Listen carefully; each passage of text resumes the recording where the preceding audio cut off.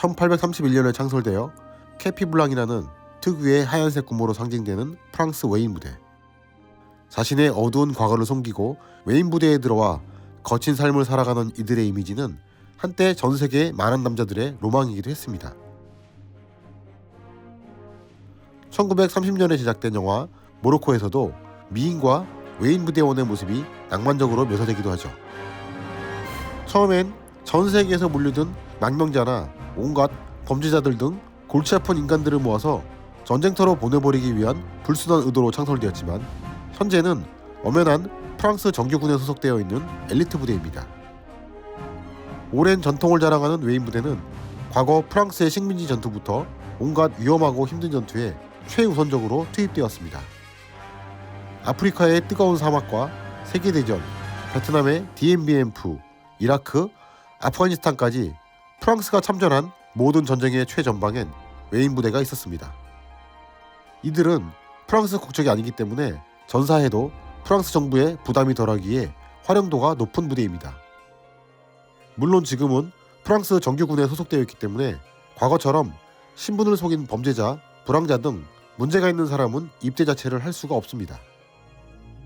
좋지 않은 의도로 창설된 부대지만 죽음을 두려워하지 않고 야수처럼 싸우던 웨인 부대원들의 역사에서 가장 중요시 여기는 전투가 바로 지금 소개할 카메론 전투입니다. 크림 전쟁에서 승리하고 아편전쟁, 인도차이나 반도 진출, 병인 양요 등 강력한 제국주의 팽창 정책을 펼치던 프랑스의 나폴레옹 3세는 아메리카 대륙에도 눈독을 들이기 시작합니다. 그중 잦은 정권 교체와 지방 세력들의 난립으로 혼란의 시기이던 멕시코를 삼키기로 마음먹고 억지 명분을 만들어 멕시코에 병력을 파견해 친프랑스 정부를 수립합니다.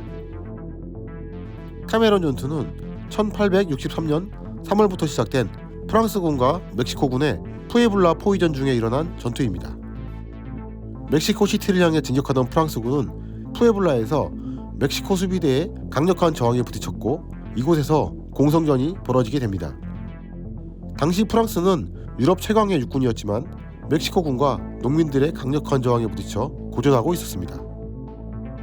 공성전이 길어지자 프랑스군은 공성포와 탄약을 요청하였고 이 물품들과 300만 프랑의 금괴를 푸에블라로 호송하는 작전은 장 당주 대위가 이끄는 웨인 부대원 62명이 담당하게 됩니다. 원래 임무가 배정된 웨인 연대 1대대 3중대엔 지휘관들이 부상을 당하거나 병에 걸려 입원 중이라 장교가 없었는데 당주 대위와 다른 2명의 장교가 임무에 자원합니다. 10년 넘게 웨인 부대에서 근무하던 당주 대위는 오래전에 사고로 한쪽 손을 잃어서 의수를 끼고 있었습니다.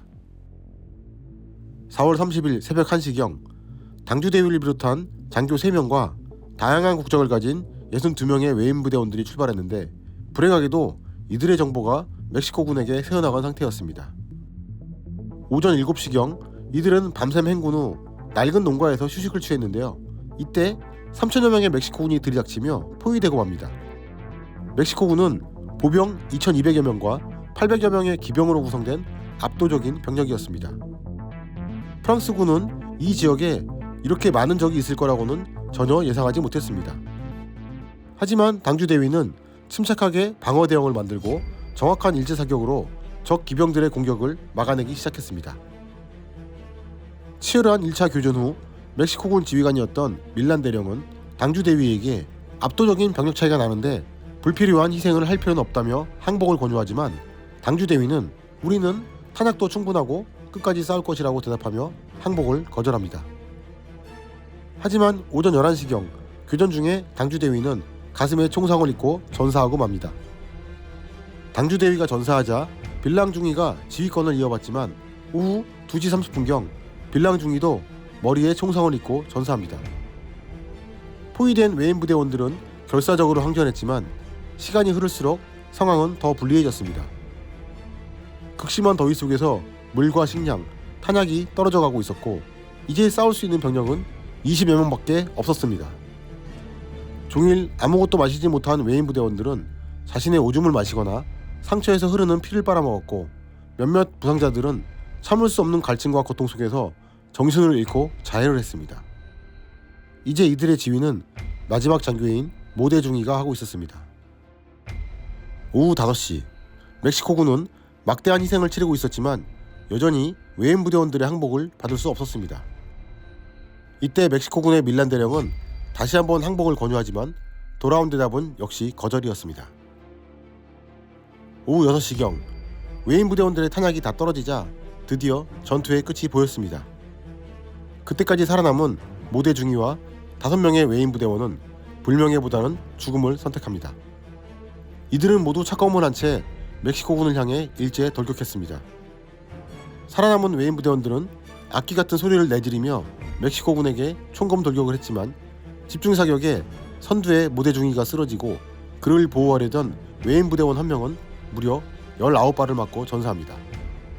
이 모습을 보고 외인 부대원들의 용기에 감탄한 멕시코군의 밀란 대령은 사격 중지를 외치며 살아남은 3명의 병사를 살려줍니다.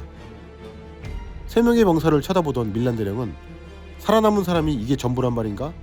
이들은 사람이 아니고 악마다 라고 외쳤습니다. 생존한 외인 부대원들은 우리의 무기와 동료들의 시신을 돌려주고 부상당한 모대 중위를 치료해준다고 약속하면 항복하겠다고 했고 밀란 대령은 그 요구를 모두 들어줍니다. 하지만 모대 중위는 결국 부상이 악화되어 일주일 후 사망합니다. 62명의 외인 부대원 중 45명이 전사했고 17명이 부상당한 채 포로로 잡혔으며 멕시코군은 200여 명이 전사하는 피해를 입었습니다.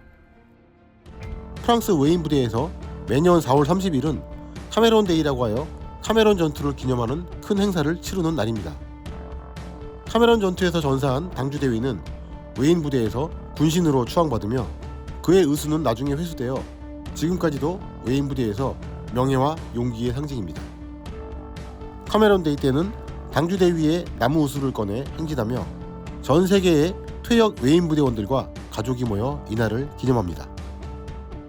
프랑스 외인 부대는 영화나 책에서 묘사되듯이 일당백의 어마무시한 특수부대거나 그렇지는 않습니다. 하지만 카메론 전투에서 보여준 이들의 불굴의 용기와 투지들이 외인 부대의 전통이 되었고 지금은 프랑스의 국익을 위해 전 세계에서 활동하는 엘리트 부대가 되었습니다. 지금도 프랑스 외인 부대의 모병소에는 한국 사람들을 비롯한 전 세계의 지원자들이 찾아온다고 합니다.